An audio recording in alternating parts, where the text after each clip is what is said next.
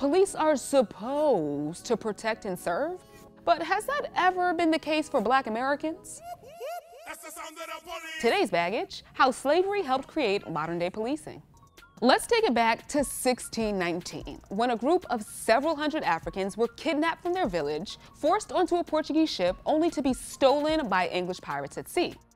After a voyage filled with horror and death, what's referred to as some 20 and odd Negroes arrived in the New World and were sold in a place now known as Virginia. Yes, enslaved Africans were in the New World before your beloved Pilgrims. These few Africans survived the perils of the transatlantic slave trade, which had been underway since the 1500s in the Western Hemisphere.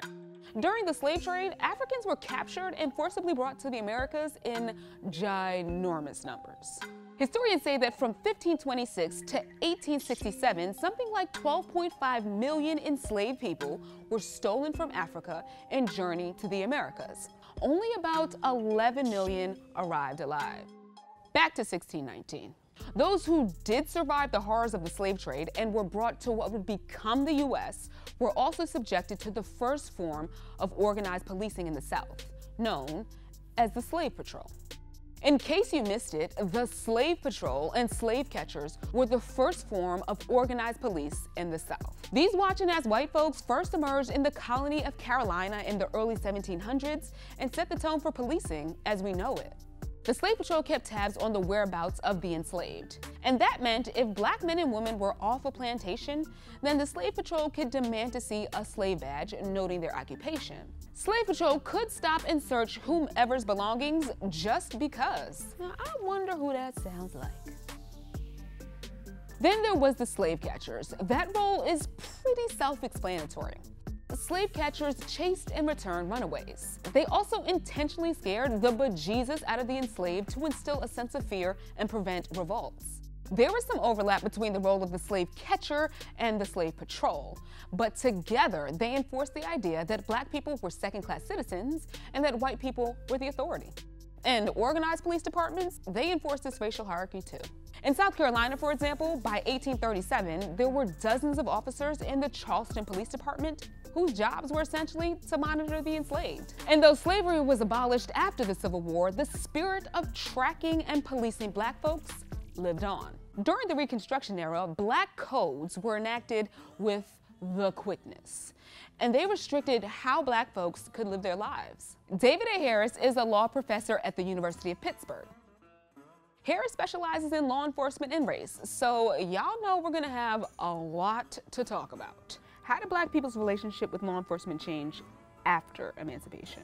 Law enforcement often was cast in the role of enforcing Jim Crow laws and other kinds of laws aimed at maintaining the racial caste system and at keeping Black people, quote, in their place. So law enforcement, to the extent it existed, would be one thing for white people and another entirely for Black people. It was aimed at maintaining the racial separation that existed and their system of racial privilege for whites and second-class, at best, citizenship for Blacks. And this didn't only exist in the South.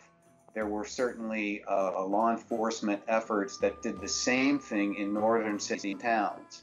But in the South, the system of racism wasn't just upheld by law enforcement.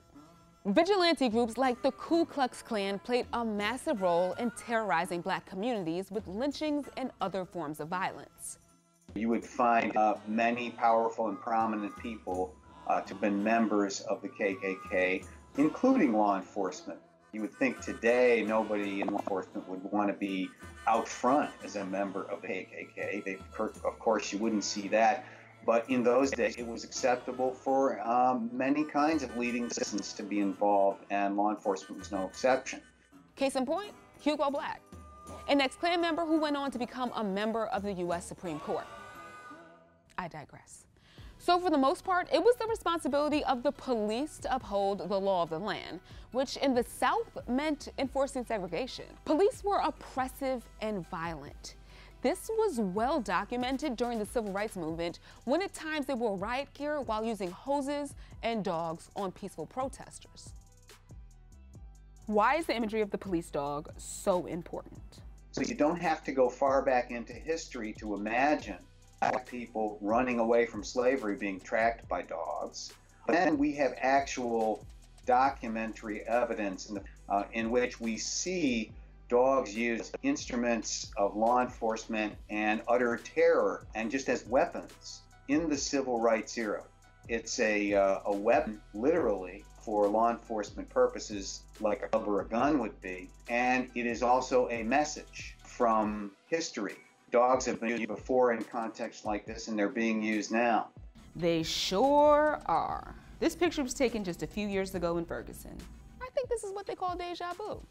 It's law enforcement who use dogs and other weapons of violence to instill fear in black people. But the irony is that trigger-happy policing is in part caused by stereotypical fears held by the officers themselves. Darren Wilson, the officer who shot and killed Michael Brown, used fear as a defense, likening the unarmed team to a demon. Police killings of unarmed black and brown people have gone on way before Michael Brown and sadly will continue after him. Police are 2 times as likely to use force against black and brown folks than white folks. We also know that policing tactics like stop and frisk, as well as racial profiling, are terribly discriminatory. Here it says that racial profiling by police has evolved to fit whatever agenda they might have against people of color in the US, targeting black and Latinx people during the crack epidemic, Muslims after 9/11, and Central American migrants up until today. The tactic has a long history. It seems to mutate to fit whatever problem can be blamed on a particular ethnic or racial group. It has never shown any degree of success, and yet it persists. $1,000,000 question. Can policing in America be fixed? I think the whole criminal justice machine, complex, what do you want to call it, must be vastly scaled. I think it's far too large. I think it has much too great a role in our whole society, and therefore it's too powerful, and it just chews people up and spits them out and does so more with certain communities than others. If you're poor, if you're black, if you're brown, you have more to fear from it. It's a fact, right? So I think profound and far-reaching reforms are necessary in many places. Today, we see reminders of the unquestionably racist history of policing in this country. From police in riot gear armed with dogs, to officers being caught in white supremacist Facebook groups, and cops on horses leading black men with a rope tied up like animals. The evolution of slave catchers and patrolmen to modern-day policing is undeniable. It's important to remember that for black people, law enforcement has often been on the wrong side of history. They were enforcing slavery all those decades ago and then enforcing Jim Crow. People remember that. Their grandparents tell stories. The photos are still there. The photos still exist, but perhaps more importantly, so do the wounds. How can we trust a system that's so rotten at its core?